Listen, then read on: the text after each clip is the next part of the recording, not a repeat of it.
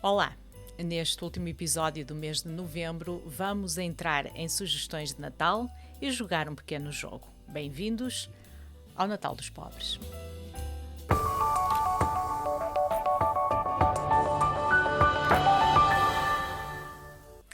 O mês de novembro está praticamente no fim, o que significa que o aconchego do lar na época natalícia está cada vez mais presente na nossa vida. É o frio do exterior, alguns flocos de neve que são convidativos a ficar em casa, junto à lareira, com uma bebida bem quentinha, chocolate quente, café, chá e, claro está, um bom livro para ler. Dezembro é, portanto, um mês para ler coisas mais alegres, mais natalícias, para a maior parte das pessoas, sobretudo. E é também mais chegadas, é aquele momento do mês em que estamos muito chegados ao espírito da época. E por isso, vamos a algumas sugestões que podem fazer parte da nossa leitura de Natal. Mas fique atento, porque há um jogo que temos mais no final deste episódio e que está dividido por partes. E se ainda não subscreveu este canal, faça-o agora. Ajude-me a divulgar este podcast e vamos juntos assim entrar no mundo da leitura. Vamos começar então com os clássicos mais conhecidos de Natal, escritos pelo autor inglês Charles Dickens e que, neste caso, foi traduzido para português por Lucília Felipe. Trata-se dos Contos de Natal. O Natal do Avarento e os Sinos do Ano Novo. São duas histórias onde, baseadas em tempos passados, se evocam tipos humanos de sempre. E a avultar entre todos, há a figura do avarento Sr. Scrooge, que já todos conhecemos, o tio Patinhas. Uma das melhores criações de que a literatura se pode, sem dúvida, orgulhar, sobretudo no Natal. O rico e o avarento Scrooge sempre detestou o Natal, por ser extremamente avarento, claro está, e o comportamento das pessoas nessa época do ano sempre o irritou. Trabalha num escritório em Londres com Bob Cratchit, que é o seu pobre, mas feliz empregado, pai de 4 filhos, com um carinho muito especial pelo frágil e pequeno Tim, que tem problemas nas pernas. Ao se aproximar mais um período natalício, Scrooge prepara-se para comemorar a data à sua maneira. Mal-humorado e sozinho, é como ele gosta de estar. No entanto, recebe a visita do seu ex-sócio, Jacob Marley, falecido há 7 anos naquele mesmo dia. Marley diz-lhe que o seu espírito não pode descansar, não pode estar em paz, uma vez que não foi bom nem generoso em vida. Mas avisa Scrooge de que ele ainda tem uma oportunidade de o ser, tem uma oportunidade para se redimir e que há 3 espíritos que o vão visitar para lhe dar essa mesma oportunidade. E assim acontece. O primeiro espírito chega, é um ser com uma luz que emana da sua cabeça e um apagador de velas embaixo do braço disfarçado de chapéu. Este é o espírito dos natais passados e que leva Scrooge ao tempo passado e lhe mostra a sua adolescência, o início da sua vida adulta, quando Scrooge ainda amava o Natal, porque é verdade, Scrooge gostava do Natal. Triste com as lembranças, Scrooge enfia o chapéu na cabeça do espírito, ocultando assim a luz. O espírito desaparece, deixando Scrooge de novo no seu quarto, de onde ele praticamente nunca saiu. O segundo espírito é o espírito do Natal do presente, naquele mesmo momento, e é um gigante risonho com uma coroa de azevinho na cabeça e uma tocha na mão.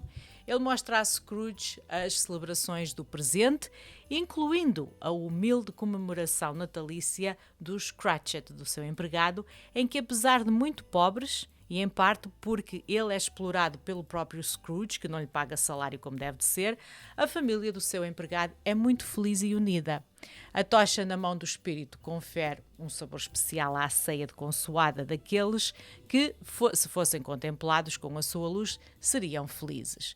No fim da viagem, o espírito revela-lhe, sob o seu manto, claro está, 2 crianças de caras terríveis. Trata-se da ignorância e da miséria. E pede que os homens tenham cuidado com elas, porque a ignorância e a miséria não pertencem ao Natal. O terceiro espírito, o dos natais futuros, que ainda estão para vir, apresenta-se como uma figura alta e envolta num traje negro que oculta o seu rosto, deixando apenas uma mão à vista. O espírito não diz absolutamente nada, mas aponta e mostra ao Scrooge a sua morte solitária, sem amigos nem ninguém que o possa chorar.